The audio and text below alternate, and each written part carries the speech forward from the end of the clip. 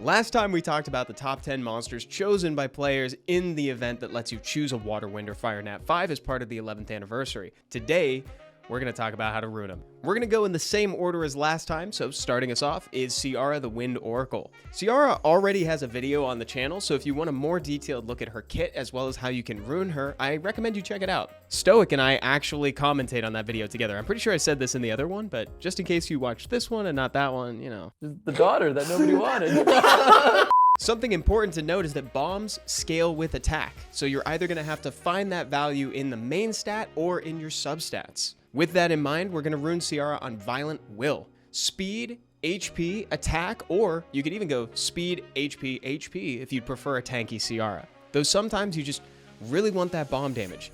And speaking of bomb damage, you can find that as a substat in your artifacts when you go to put those on her. Reducing damage from fire and wind will also help with things like Masha and Etna, etc. We're going to talk about Will quite a bit in this video, so I just wanted to cover it now. Will is fantastic because it gives you one turn of immunity at the start of combat. It's excellent in places like RTA where you're unsure if you're going to get a turn before your opponent. It's nice to just make them jump through that one extra hoop before they can apply defense break to your monster. And proccing with Sara on Violent feels really good because her second skill is on a really low cooldown and she already gets a built-in additional turn through that skill 2 anyway. Combine that with the built-in turn cycling on her skill 1 and she's gonna feel like she's getting way more turns than ever. Number 9, Zyros the Fire Dragon. Fatal is probably the best option for your main set, or you can also go Rage if you can get high enough attack without the set bonus. Zyros' third skill auto crits as long as the enemy's attack value is half or less than yours. So with that in mind, let's say speed or attack on slot 2, crit damage on 4, and attack on 6. I'd say while you're looking at stats, try to find a little bit of accuracy in the substats as well, predominantly because he has really valuable cooldown time increase on 2 of his 3 skills. Though if you don't expect them to live afterwards, that's slightly more optional. I mean, you don't need to increase their cooldowns if they're dead. That's just science. Can't use skills from beyond the grave. Prioritize attack as the main stat in your artifacts too, because every little bit helps. And while you're there, look for crit damage increasing effects in the substats. Next is Vanessa, the Fire Valkyrie. I like mine on Violent Will, Speed, HP, or HP, bro. Dude, thick Vanessas are my favorite Vanessas. But if you prefer something fast that can disrupt your opponent, that's fine. You can also consider Despair, because I still don't expect to get stunned by Vanessa, to be honest. I never see it coming. Put some HP artifacts on her with skill 2 accuracy and you'll be just fine. Lamila the Water Spectre Princess. She really wants to be on Violent Will. Speed, HP.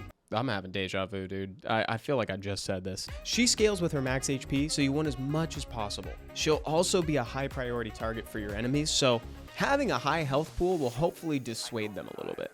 Get HP main stats in your artifacts too, and look for additional damage proportionate to HP, as well as damage reduction from wind. Next we got Bjungcho the Wind Dekebi Lord. Because Bjungcho is so prevalent in defense positions, meaning arena defenses, people often prefer to have him runed on Violent Destroy. That way you can gradually chip away at their max HP. For your main stats, look for speed or HP on slot 2, crit damage on slot 4, and HP on slot 6. He loves HP artifacts too.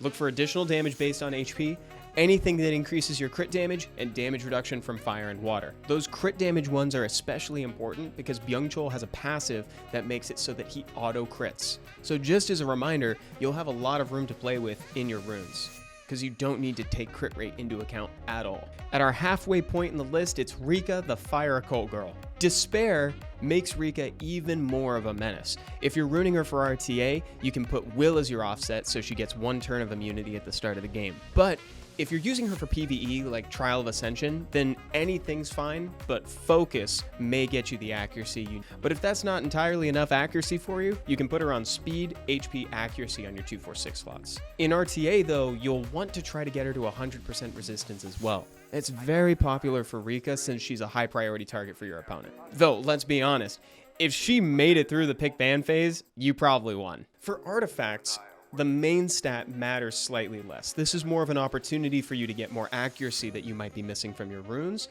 or some damage reduction. Namely, damage reduction from water and fire. Hopefully between the 100% res and the damage reduction from water, Shiho will be kind of kept at bay a little bit.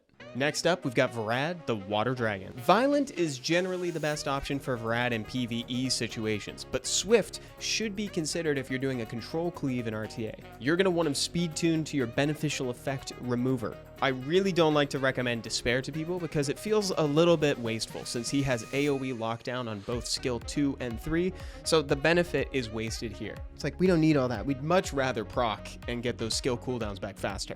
Or following your AoE strip to just make the first run of those skills even more effective. Now for the offset. I'd recommend Will for RTA where your opponent has more agency in how the game plays out. Though if you're fighting up against passive AI defenses like in Arena, maybe go with Guard so he can deal more damage based on his defense. Alternatively, you can sub in Focus to make sure you get all the accuracy you need to apply that crowd control. You can go Speed, Defense on your 2, 4, 6 slots, or you can put Accuracy on slot 6, though for RTA, I'd consider something more like Speed, Crit Damage Defense on 2, 4, 6. But that is not an excuse to skimp on HP. Just because it's not in a main stat doesn't mean it shouldn't appear in the substats, you know what I'm saying? And as with a lot of the entries before him, look for accuracy in the substats of your artifacts too. Leo the Wind Dragon Knight. This is always a fun one to talk about. 0 speed, so you have a free slot 2 to play with. That means we can do something aggressive like attack, crit damage, HP on 2, 4, 6. Now, the sets for Leo vary based on user preference, so it's really up to you. Try to get as close to 0 additional speed as possible, 100% crit rate, and I like a little accuracy on him just so you can land that attack bar reduction that's included in his passive. That 0 speed is really important because his passive sets everyone else's speed to his, which not only guarantees him first turn, but it also mitigates damage that scales with speed.